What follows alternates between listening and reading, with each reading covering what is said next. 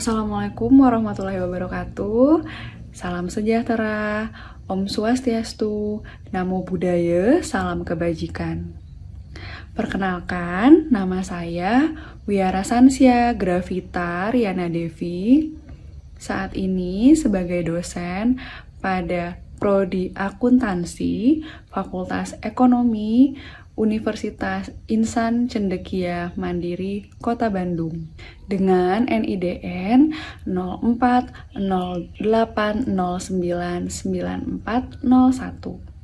Dalam kesempatan ini, perkenankan saya untuk memaparkan terkait pernyataan diri dosen dalam unjuk kerja Tridharma Perguruan Tinggi atau PDD UK TPT terkait dengan mata kuliah yang saya ampuh, yakni manajemen keuangan. Adapun identitasnya, mata kuliah yang diampuh adalah manajemen keuangan yang diambil pada semester ganjil dengan bobot SKS sebanyak 3 SKS, serta mata kuliah ini adalah mata kuliah yang termasuk kategori wajib dengan prasyarat mata kuliah sebelumnya adalah akuntansi dasar 2. Terkait deskripsi mata kuliah, menyajikan pengetahuan tentang pengelolaan keuangan pada organisasi maupun perusahaan, terutama dalam memperoleh serta mengalokasikan dana atau raising of fund maupun allocation of fund. Tujuan dari mata kuliah manajemen keuangan atau output yang diharapkan dalam perkuliahan tersebut yakni adalah untuk memberikan pemahaman dalam mengevaluasi keputusan investasi serta keefektifan operasi perusahaan. Terkait dengan capaian mata kuliah atau CPMK pada manajemen keuangan, yakni yang pertama adalah diharapkan mahasiswa mampu untuk memahami definisi dari manajemen keuangan. Mahasiswa diharapkan dapat menerapkan, mengevaluasi aktivitas pada laporan keuangan perusahaan. Capaian mata kuliah yang kedua yakni mahasiswa diharapkan dapat menerapkan serta mengambil keputusan terkait dengan aktivitas dalam manajemen keuangan. Selanjutnya, mahasiswa diharapkan dapat menggunakan model manajemen keuangan yang efektif. Selanjutnya, mahasiswa dapat menjelaskan maupun mengidentifikasi terkait dengan permasalahan manajemen keuangan ataupun isu-isu terhadap fenomena-fenomena manajemen keuangan yang terbarukan. Selanjutnya, terkait dengan sub CPMK, diharapkan mahasiswa dapat memahami terkait dengan konsep maupun definisi manajemen keuangan. Selanjutnya, mahasiswa juga dapat mengevaluasi kinerja pada laporan keuangan dengan menggunakan analisis rasio. Berikut mahasiswa dapat memahami model kerja ditinjau dari konsep, jenis-jenis model kerja, maupun kebutuhan dari model kerja itu sendiri.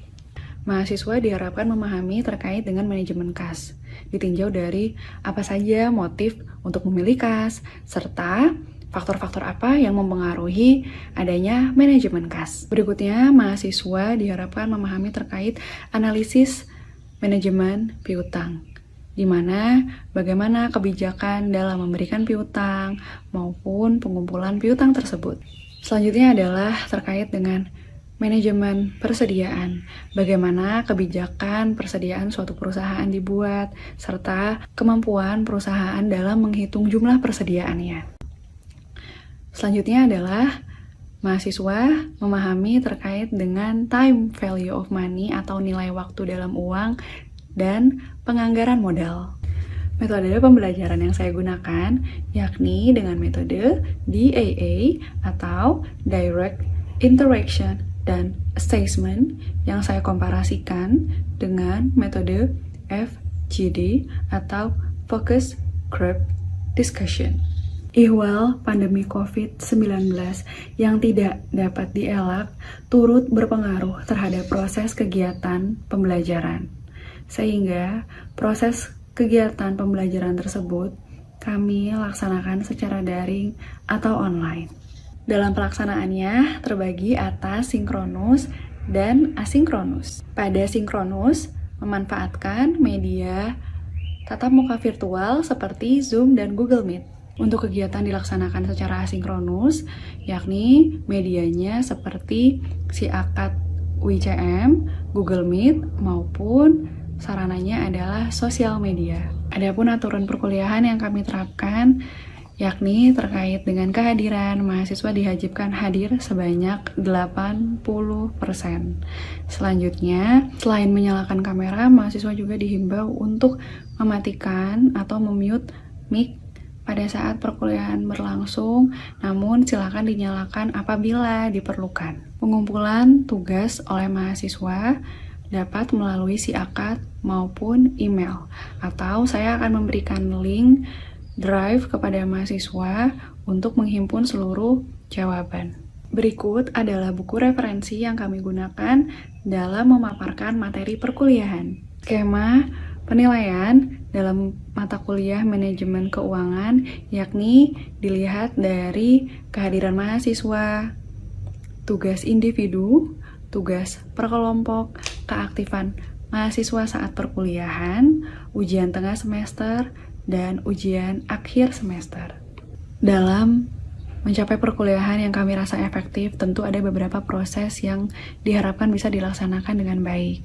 Yang pertama, yakni kami harapkan adanya komunikasi yang baik antara sesama mahasiswa, maupun antara mahasiswa dan dosen, serta mahasiswa dan kampus. Karena adanya komunikasi yang baik, diharapkan selanjutnya mahasiswa pula dapat aktif berdiskusi dengan tenaga pengajar maupun teman-teman sesama rekan mahasiswa. Setelah komunikasi yang baik, serta aktif dalam berdiskusi maupun berbagi saran pendapat, mahasiswa juga diharapkan dapat memanage waktu dengan baik sehingga proses perkuliahan dapat berjalan dengan baik serta lancar. Perkenankan kami memaparkan sedikit proses perkuliahan yang dilaksanakan secara daring. Assalamualaikum warahmatullahi wabarakatuh. Selamat pagi, salam sejahtera untuk kita semua. Oke, untuk hari ini yang akan saya bahas yaitu terkait dengan manajemen piutang.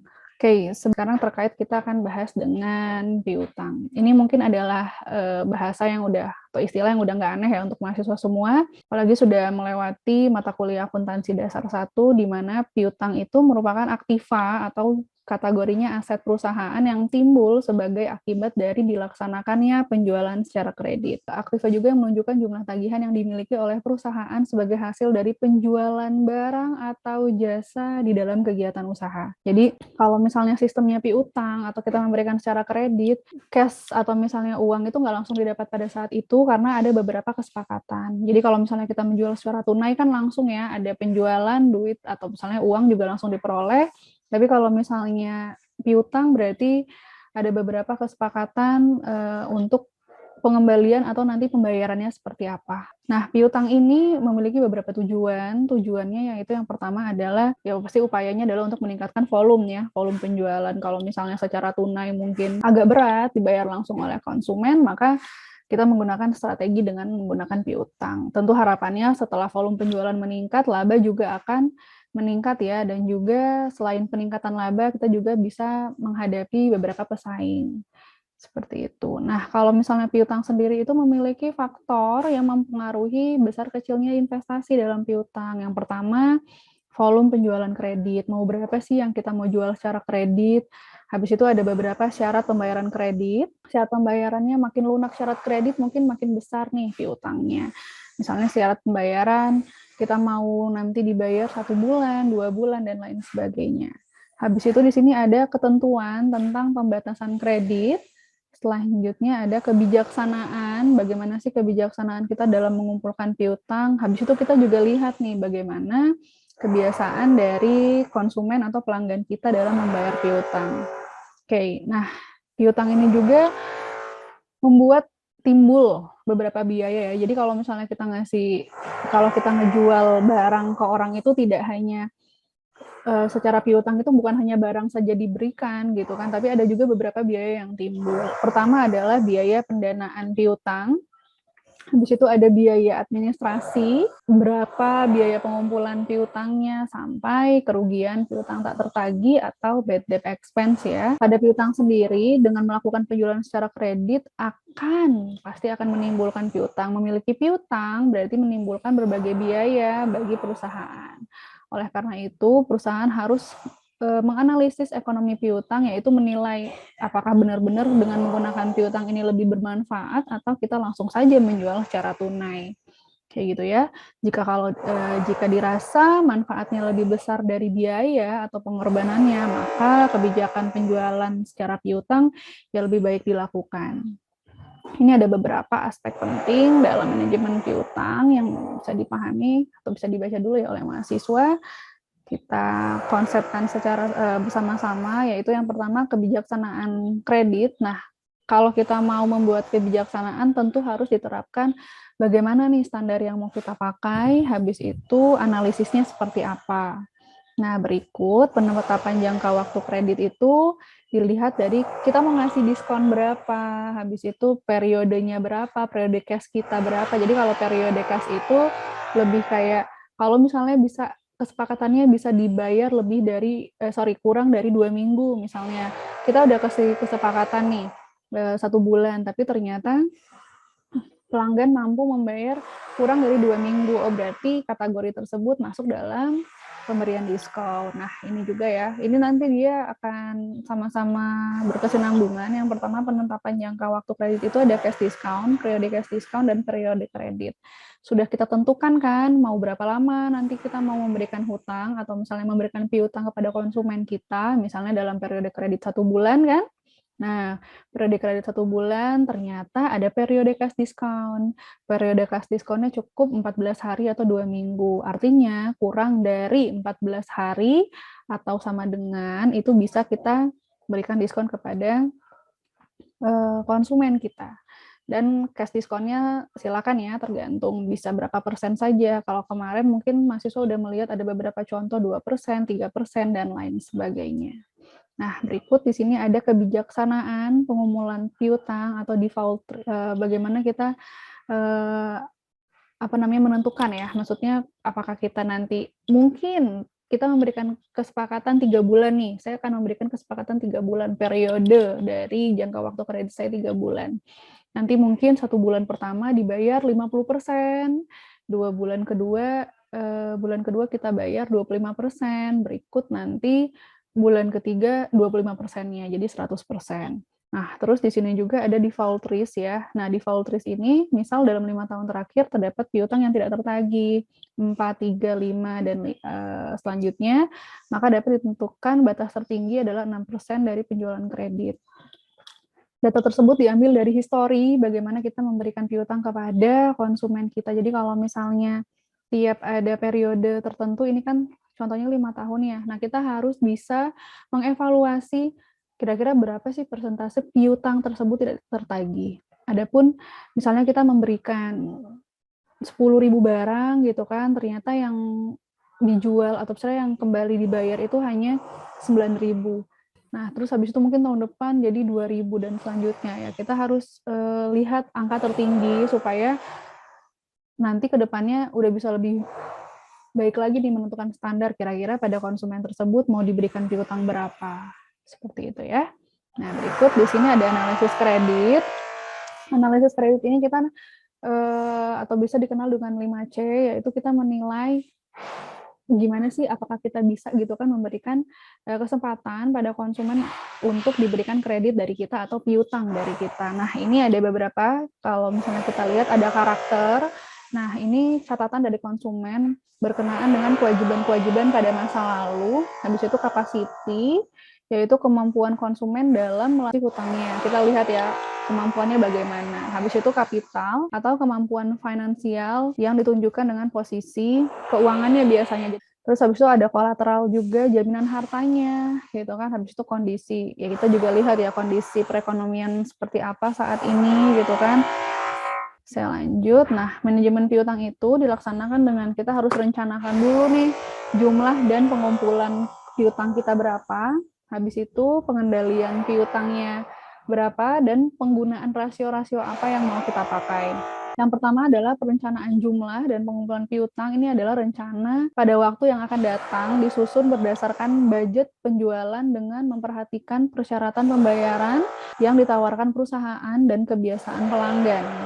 Oke, selanjutnya besarnya rencana piutang akan terpengaruh terhadap sejumlah resiko piutang tak tertagih yang diestimasi oleh pihak perusahaan. Nah, di sini ada beberapa pengendalian piutang. Kita saring pelanggan atau konsumen kita tentukan resiko-resiko, kita tentukan potongan atau diskon yang mau kita beri.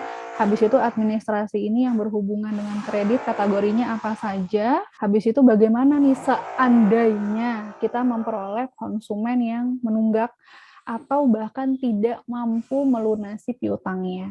Nah, habis itu kita buat penggunaan rasio, kita hitung tingkat perputaran piutang. Jadi kita bisa lihat, oh kalau perputaran piutang kita ini berapa, habis itu rata-rata pengumpulan kita berapa. Nah, habis itu kita bandingkan rasio-rasio dengan tahun sebelumnya, habis itu dengan anggaran maupun kelompok industrinya. Jadi nah, di sini ada beberapa tujuan dari manajemen piutang. Harapan kita pasti ya, semua tagihan itu terbayar.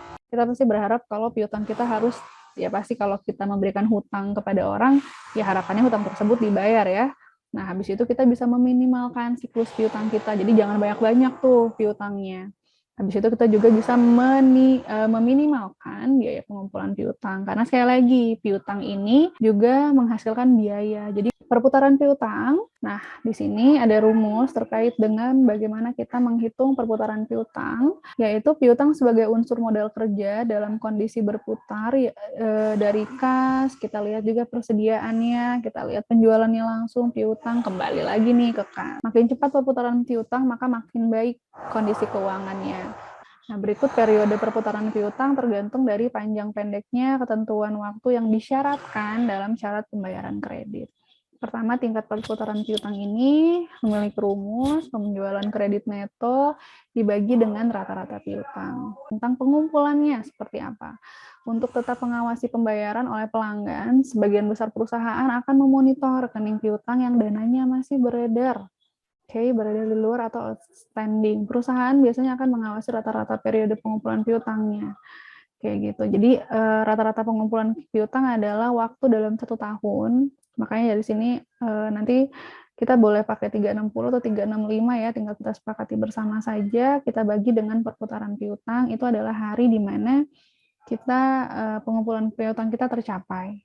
Tapi dalam bentuk rata-rata ya. Di situ pengumpulan piutang sendiri adalah kita lihat nih efisiensi tidaknya pengumpulan piutang kita. Kalau misalnya efisien berarti rata-rata pengumpulan piutang kurang dari waktu yang ditetapkan. Sebaliknya inefisien itu jika rata-rata pengumpulan piutang lebih dari waktu piutang yang telah ditetapkan. Oke, ini ada beberapa contoh terkait dengan perputaran piutang dan rata-rata pengumpulan piutang. Kita punya penjualan kredit tahun dengan data selama 2 tahun, yaitu 100 sama-sama 100 juta. Habis itu kita punya piutang awal tahun. Piutang awal tahun ada 20 dan 30. Habis itu ternyata diperoleh piutang akhir tahun kita 30, tapi di tahun selanjutnya berkurang sekali ya, jadi 10. Kayak gitu kan. Nah, rata-rata piutang kita adalah 25 juta, rata-rata pemberian piutang kita kalau tahun 2007. Kalau 2008 jadi 20. Nah, lantas bagaimana nih perhitungan dari tingkat perputaran piutang? Kalau untuk perputaran piutang, nah kalau misalnya rata-rata pengumpulan piutang itu adalah penjualan kredit kita, ya, kita bagi dengan rata-rata piutang yang kita miliki. Langsung saja penjualan kredit kita adalah 100 juta 2 tahun berturut-turut sama, namun rata-rata piutang yang diperoleh ternyata pada tahun 2007 adalah 25 juta dan tahun 2008 adalah 20. Langsung saja kita bagikan 100 dibagi 25 dan 100 kita bagi dengan 20.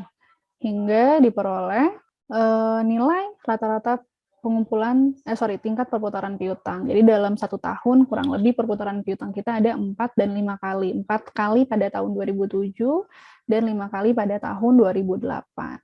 Oke, setelah kita tahu nih tingkat perputaran piutang, berikutnya kita hitunglah rata-rata pengumpulan piutang.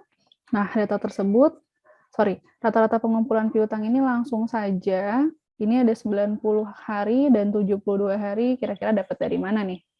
Bisa lihat pada rumusnya, rata-rata pengumpulan piutang itu adalah 360 atau 365 hari kita bagi dengan perputaran piutang. Jadi kalau misalnya 360 atau 365, kita bagi dengan rata-rata tingkat perputaran piutang, di sini ada 4 dan 5.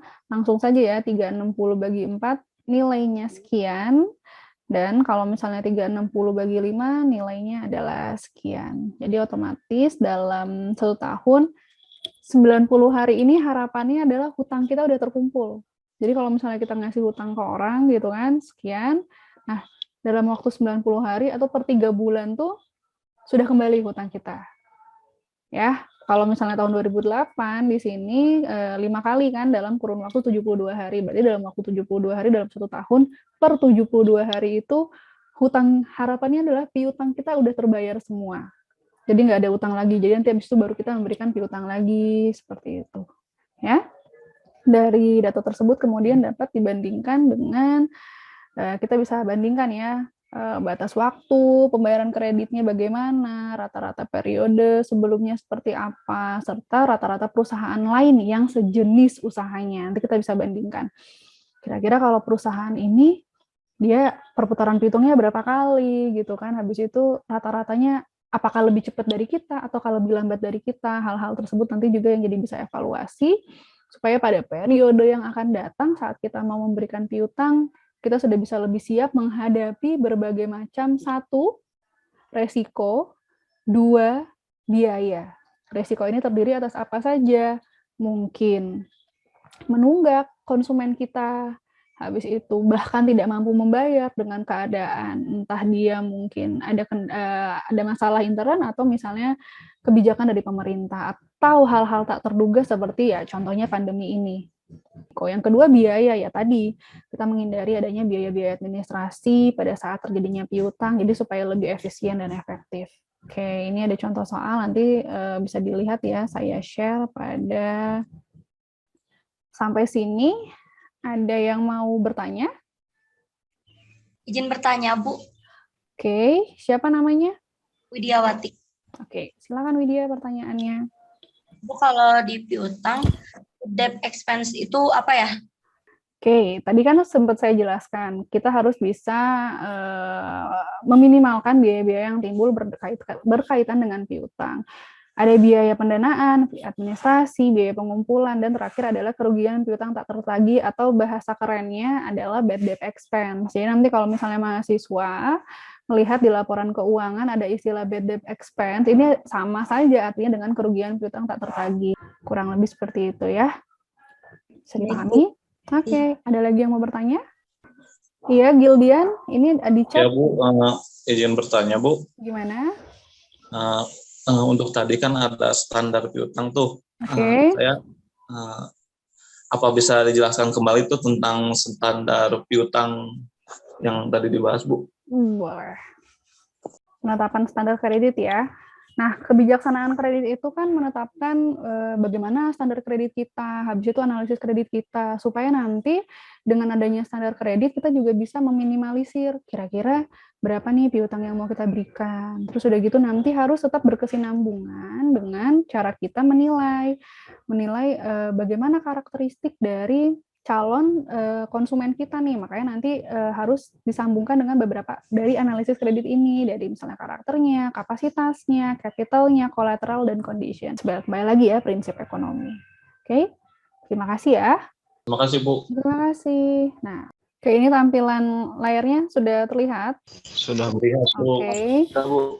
Oke, saya mulai ya. Nah, ini adalah lembar kerja atau praktek dalam mengendalikan piutang. Bagaimana nih kalau misalnya kita memberikan piutang, kebijakan apa sih baiknya yang kita pakai gitu. Tentunya harapannya sekali lagi ya, piutang ini harus berputar dengan baik sebagai berikut.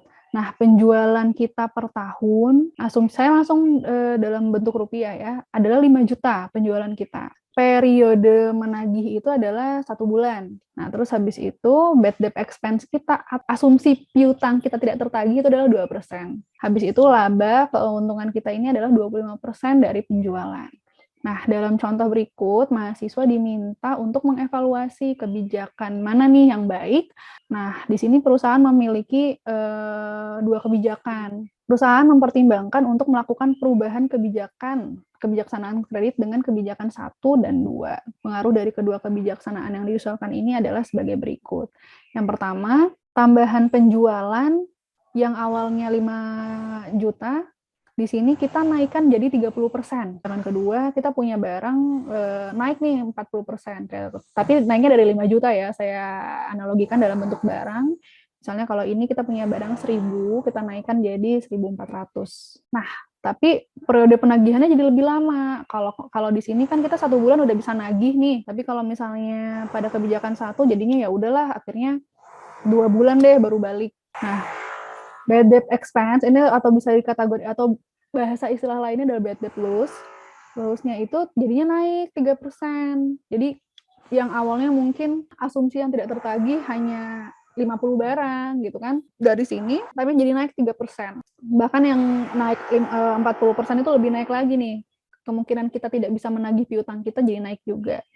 Nah, ini ada opportunity cost, ada biaya opportunity untuk tambahan laba. Oke, untuk tambahan piutangnya, biaya opportunity-nya ada 20%. Berdasarkan data ini diminta evaluasi profitabilitas opportunity cost untuk kebijakan 1 dan 2. Oke, sebelum itu, saya minta mahasiswa semuanya, ini sudah ada jawabannya, tapi saya minta saat ini dibuat formatnya dulu, silakan dibuka catatannya masing-masing untuk mahasiswa semuanya. Bagi saya, practice is more. Ya, jadi sambil nulis nih, jadi biar lebih sambil nulis, sambil udah kita menulis, membaca, jadi hafalannya lebih kuat lagi. Oke?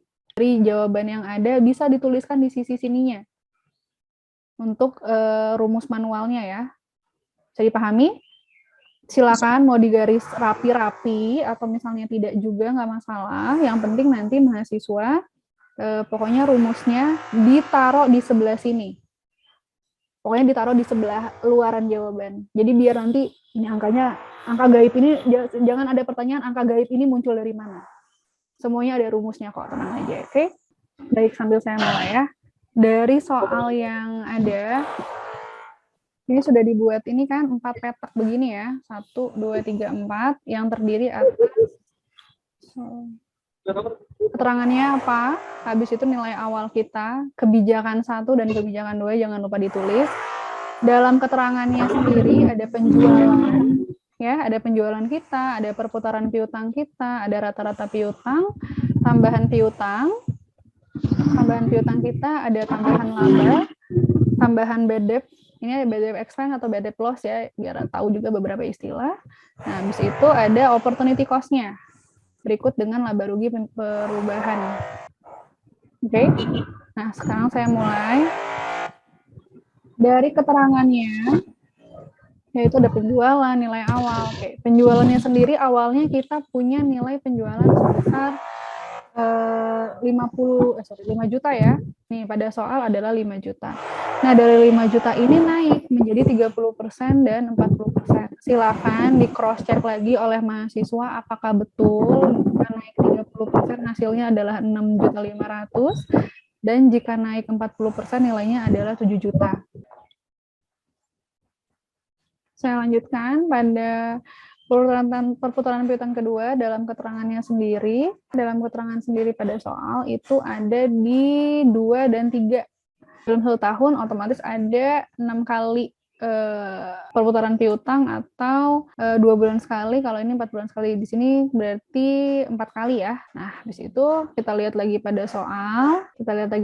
Nih bagaimana kita menghitung rata-rata perputaran piutang. Berarti langsung ya. Ini kan adalah berapa kalinya nih sesuai rumus yang tadi dibagi dengan rata-rata perputaran piutang kan. Oke, berarti rata-rata piutang adalah penjualan kita bagi dengan perputaran piutang kita dalam 1 tahun. Kalau misalnya ini 5 juta langsung kita bagi 12. Kalau 6,5 juta kita bagi 6. Lihat perputaran piutangnya ya. Bu, bisa diulang lagi untuk tambahan laba tadi? Tambahan laba? Iya, tambahan laba. Oke, saya ulang tambahan laba ya. Perhatikan baik-baik. Bisa dilihat, awalnya penjualan kita 5 juta. Kebijakan pertama naik 30%, otomatis penjualan kita juga naik ya. Menjadi sebesar 6.500.000. Ya. Nah, Jadi saat kita mau menghitung tambahan laba kita, maka 6.500.000 kita kurangi dulu dengan nilai penjualan awal ya. 6.500.000 kurang 5 juta berapa? 1.500.000. 1.500.000 yang kita kalikan dengan 25%. Bisa dipahami? Bisa, Bu. Bisa, Kita Bu. lanjut ya. Yang kita hadapi kalau misalnya langsung berhadapan di perusahaan itu nanti akan ada beberapa banyak sekali standar-standarnya. Jadi nanti mungkin akan beberapa masukan lagi, entah mungkin akun-akun yang ditambah dan lain sebagainya. Jadi nanti ini secara umumnya, tapi nanti pada kenyataannya mahasiswa tentu akan menghadapi kegiatan yang lebih, atau misalnya contoh penanganan piutang yang lebih kompleks lagi. Oke, untuk pertemuan hari ini ada yang Kami ucapkan terima kasih banyak atas perhatiannya, serta mohon maaf apabila ada yang kurang berkenan selama paparan kami. Assalamualaikum warahmatullahi wabarakatuh. Salam sehat.